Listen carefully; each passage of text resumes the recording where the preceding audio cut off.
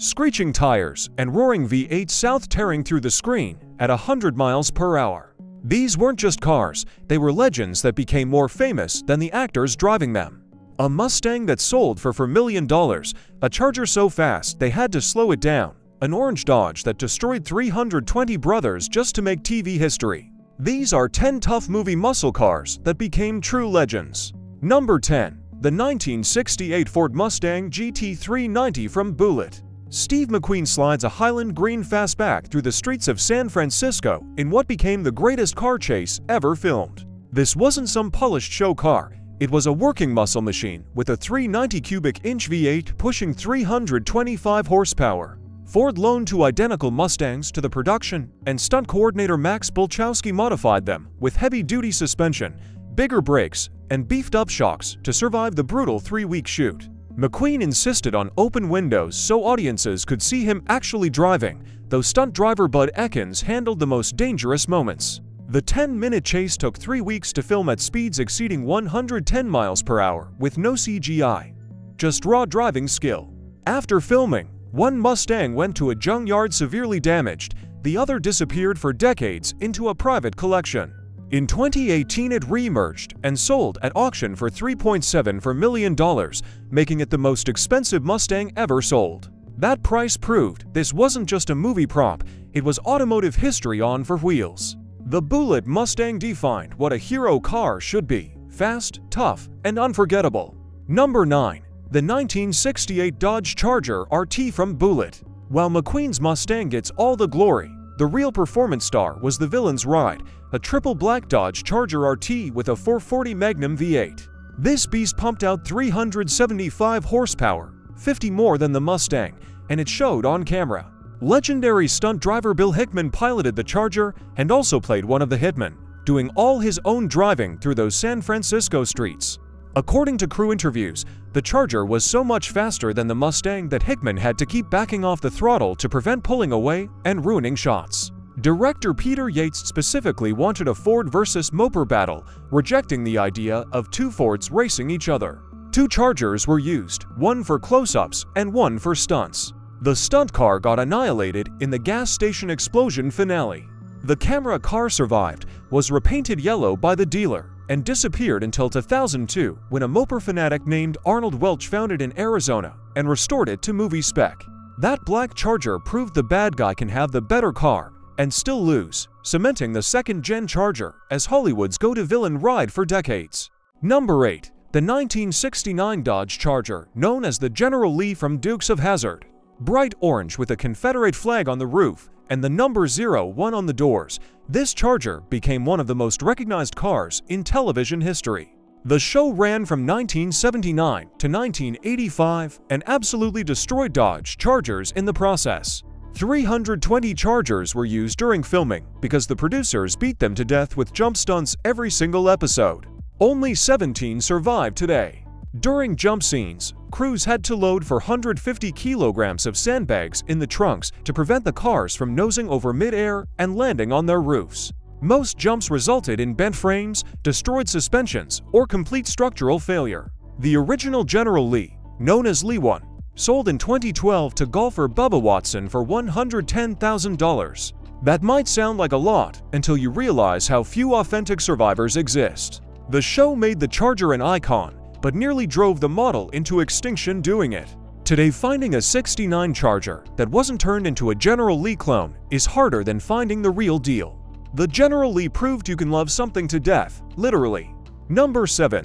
The 1967 Ford Mustang Fastback, known as Eleanor from Gone in 60 Seconds to 1000. Most people think Eleanor is a Shelby GT500, but it's actually a 1967 Mustang Fastback customized by Steve Stanford to look like a GT500. The original Eleanor from the 1970 for film was completely different, a 71 Mustang modified to look like a 73. But the 2000 remake made this pepper gray fastback with black stripes into a global phenomenon. 11 Eleanor clones were built for filming, each equipped with a Ford Racing 400 cubic inch stroker engine, making over 400 horsepower. The car features a custom body kit, side exhausts, and those aggressive Shelby-style scoops that make it instantly recognizable. After the film, Eleanor became the most replicated movie car ever built, with thousands of tribute cars appearing at shows worldwide. The Eleanor name is actually trademarked, which has caused legal issues for builders trying to sell replicas.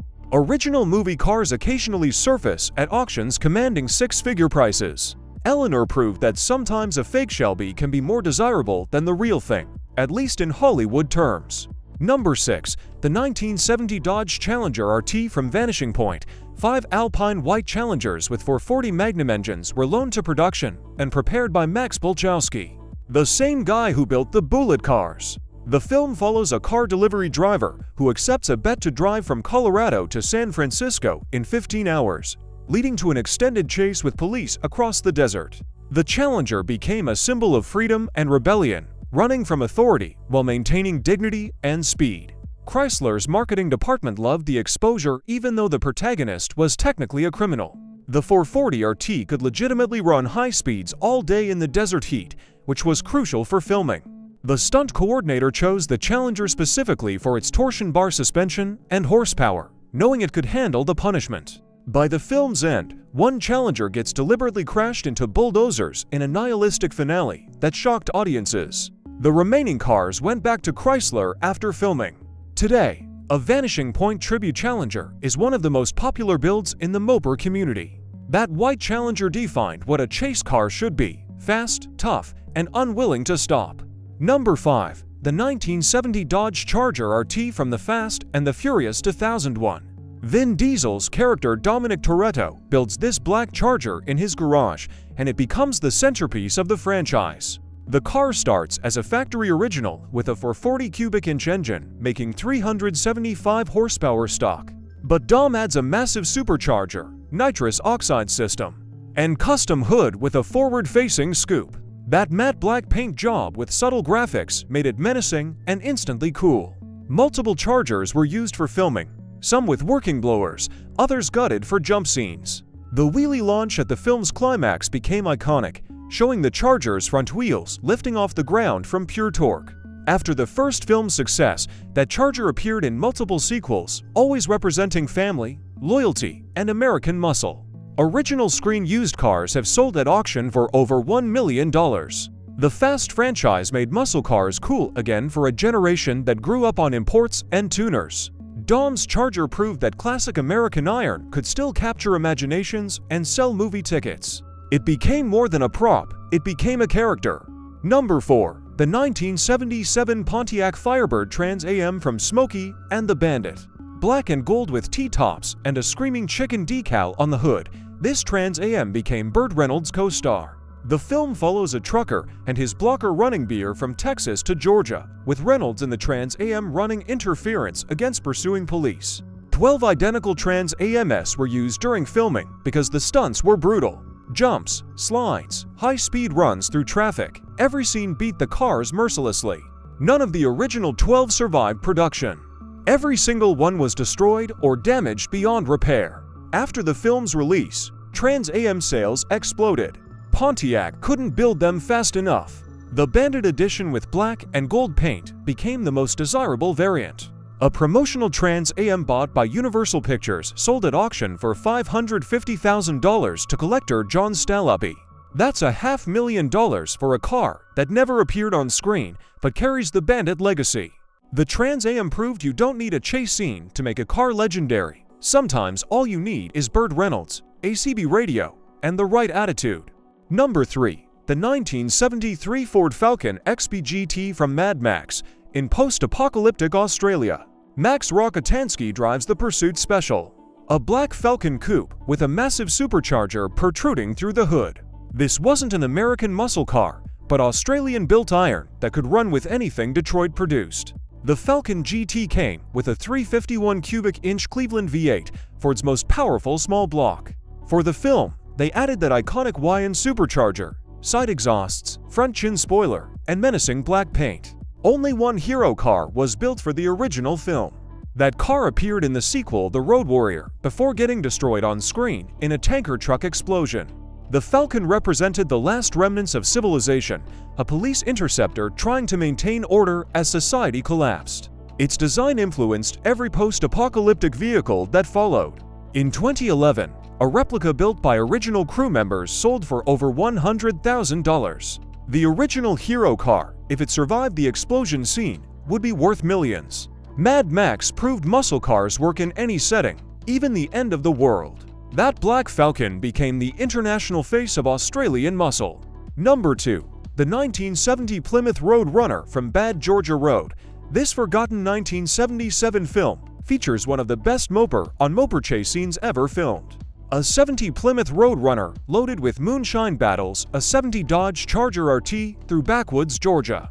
Both cars were real-deal muscle machines, no fake badging or swapped engines. The Road Runner served as the hero car running illegal liquor, while the Charger played the pursuing law enforcement vehicle. The chase scene stretches for several minutes of pure high-speed moper action through dirt roads and highways. What makes this special is watching two legitimate muscle cars from the same manufacturer going head-to-head. The Road Runner proves faster in the straights, the Charger more stable through corners. While the film flopped and few people remember it today, muscle car enthusiasts treasure that chase scene. Original footage shows these cars being driven hard, tires smoking, suspensions working overtime.